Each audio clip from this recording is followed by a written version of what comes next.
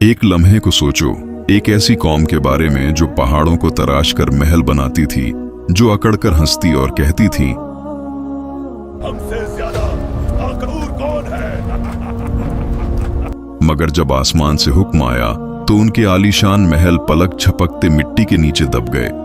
हजरत नूह अलसलाम के बाद एक और कौम उभरी, कौम आग। यह लोग यमन और ओमान के दरमियान मौजूद इलाके अल अहकाफ में रहते थे और उनके शहर का नाम था इरम जातुल ईमाद, यानी सुतूनों वाला वो शहर जो गोया आसमान से बातें करता था। उनके जिस्म पहाड़ों की मानिंद मजबूत, उनका कद बादलों को छू लेने वाला और उनका गुरूर आसमान को चीर देने वाला था। वो कहते थे, हम ही जमीन के असल वारिस हैं, हम हमेशा रहेंगे। आकाफ की सुनहरी रीत में उनके शहर दूर दूर तक फैले हुए थे। उनके घोड़ों के समूह की गूंज जमीन को हिला देती थी और रात के वक्त उनके चिरागों की रोशनी ऐसी चमकती जैसे जमीन ने ताज पहन रखा हो। उनकी महफिलों और बैठकों में एक ही बात गूंजती, हम जैसे लोग दोबारा कभी पैदा नहीं होंगे। उनके बच्चे कम उम्री में ही पत्थर उठाकर अपनी ताकत दिखाते और बुजुर्ग फक्र से कहते, हमारे बच्चे भी पहाड़ों को झकाने वाले हैं। कौम आद का एक और अजीब अकीदा था। वो समझते थे कि हवा उनकी गुलाम है। उनके जवान वादी के बीच में खड़े होकर दोनों बाजू फैलाते और कहते, देखो हवा हमारे जिस्म की पैरवी करती है। बुजुर्ग अपनी महफिलों में दावा करते, हमारे बाप दादा तो हवा का रुख भी बदल देते थे, हमें कौन रोक सकता है। कौम आद जब तूफान को दूर से आता देखती तो हंसकर कहती, आवा तो हमारी तबीयत है, यह हम पर नहीं हमारे दुश्मनों पर पड़ेगी।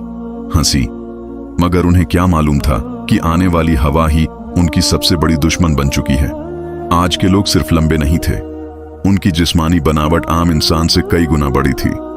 दरिया के किनारे आज भी उनके कदमों के निशानात पहाड़ों के दरमियान मिलते हैं, जिन्हें देखकर लोग हैरान रह जाते हैं। उनके घरों के दरवाजे इतने बुलंद थे कि घोड़ा और सवार दोनों सीधे अंदर दाखिल हो जाते और उनके पत्थर के बने हुए बर्तन इतने वसी कि एक ही बर्तन में पूरे खानदान का खाना पक जाए। वक्त गुजरता गया और उनका घमंड बढ़ता गया, तकब्बुर उनके दिलों में फैलता गया। फिर अल्लाह ने अपना नबी भेजा, हजरत हूद अलैहिस्सलाम, जो कहने लगे, ए मेरी कौम, सिर्फ अल्लाह की इबादत करो, उसके सिवा कोई माबूद नहीं। क्या तू चाहता है कि हम अपने बाप दादा का मजहब छोड़ दें? हम ताकतवर हैं, हमें कोई छू नहीं सकता। हजरत हूद अलैहिस्सलाम ने दोबारा कहा, मैं तुम्हें उस अजाब से डरा रहा हूं जिसका तुम तसव्वुर भी नहीं कर सकते। मगर जिन दिलों में गुरूर भर जाए वहां नसीहत पत्थर से टकराकर टूट जाती है। हजरत हुद अलैहिस्सलाम रोज उनके बाजारों में, उनके महलों के सामने, उनके दरवाजों पर जाकर आखिरी दावत देते। हुद, अगर तेरी बात में दाम होता तो हमारे महल अब तक जमीन बोस हो चुके होते। कभी कोई बच्चा उनकी आवाज का मजाक उड़ाता और कुछ लोग उन्हें देखते ही रास्ता बदल लेते, कहीं अल्लाह का खौफ उनकी आंखों में उतर न जाए।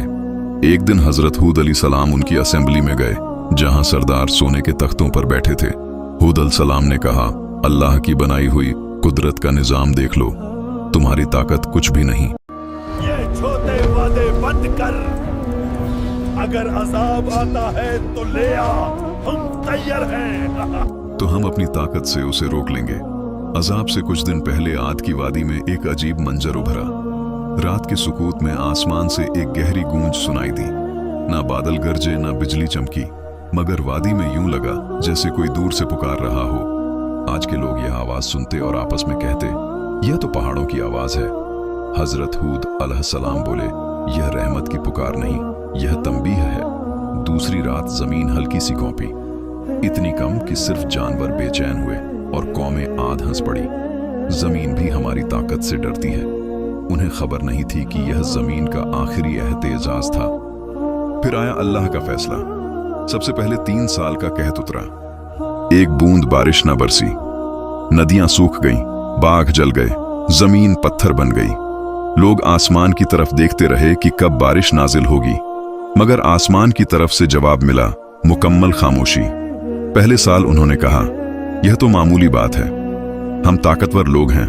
दूसरे साल प्यास ने जबानें खुश कर दी, खाली मिट्टों की आवाजें दीवारों से टकराती। जानवर प्यास से गिरने लगे। तीसरे साल इस सर्जन से वह सारी हंसी, वो फक्र, वो आवाज मिट गई जो कभी आसमान को चैलेंज करती थी। और जब लोग हजरत हूद अलसलाम के पास आए तो उन्होंने रोना नहीं, सिर्फ इतना कहा, अब अजाब का वक्त करीब है। फिर एक दिन आसमान पर 3 बादल नमूदार हुए, एक लाल, एक सफेद और एक स्याह। आसमान से फरिश्ते ने पुकारा, ए कौमे आद, इनमें से एक बादल चुन लो। सरदारों ने हंसते हुए कहा, काला बादल, इसमें पानी है, रहमत है। उन्हें क्या मालूम था कि इस सिया बादल में पानी नहीं। कहर छुपा था, आसमान स्याह हो गया, हवा ठंडी हुई, लोग नाचने लगे, खुशी से चिल्लाने लगे। बारिश आ गई, मगर वो बारिश नहीं थी, वो अजाब का तूफान था। पहला झोंका आया तो धूल और पत्थर आसमान में उड़ गए। हर झोंके में उन्हें महसूस होता कि हवाएं उनका नाम मिटा रही हैं। दूसरा झोंका आया तो दरख्त गिर गए, जानवर फजा में उछल गए, उनकी सारी मूर्तियां, सारा फक्र, उनके बाग, उनका पूरा शहर हवा में रेजा रेजा होने लगा।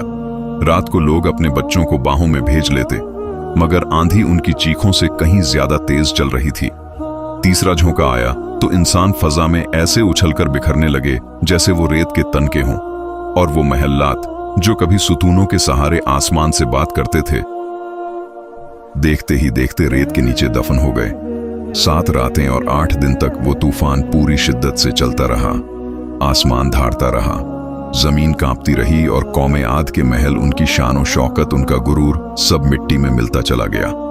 अल्लाह ताला ने फरमाया कि आद को एक सख्त गरजदार आंधी ने पकड़ा जो 7 रात और 8 दिन तक उन पर मुसलसल चलती रही। और जब यह हवा रुक गई तो बाकी रह गया सिर्फ सन्नाटा, सिर्फ रेत का समंदर और ढे हुए जिस्म जो खजूर के खोखले तनों की तरह जमीन पर बिखरे पड़े थे।